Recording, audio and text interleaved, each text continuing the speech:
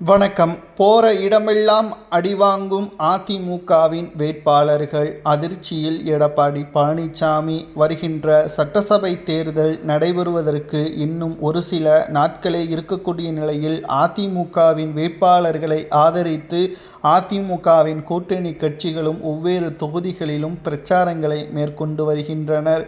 ஆனால் எதிர்பார்த்த அளவிற்கு எடப்பாடியின் மீது வரவேற்புகளோ மரியாதையோ தொகுதிகளில் இல்லை. அதிமுக என்ற மிக பிரம்மாண்டமான அந்த கட்சியை எடப்பாடி பழனிசாமி அவர்கள் சுக்குநூறாக மாற்றிவிட்டார்.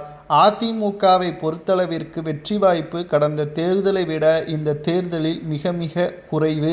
இதற்கு மிக முக்கியமான காரணங்கள் அதிமுகவில் இருந்த முக்கிய மூத்த நிர்வாகிகள் வேறு கட்சியில் இணைந்தது.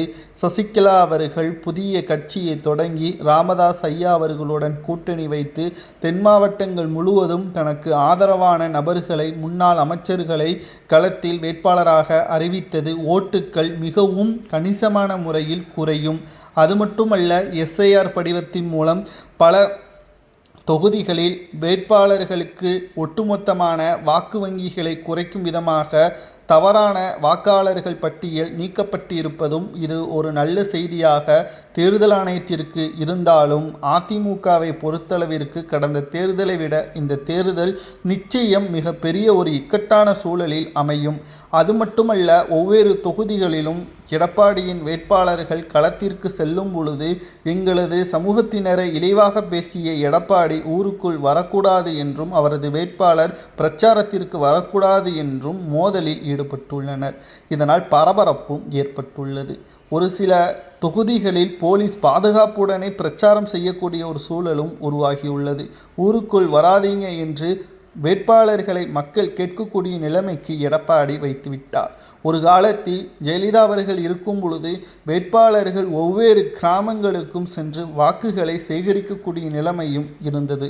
ஆனால் இப்பொழுதோ அதிமுகவின் செயல்பாடுகள் பணத்தை முன்வைத்தும் அதிகாரத்தை முன்வைத்தும் மட்டும்தான் செயல்படுத்தப்பட்டு வருகிறது.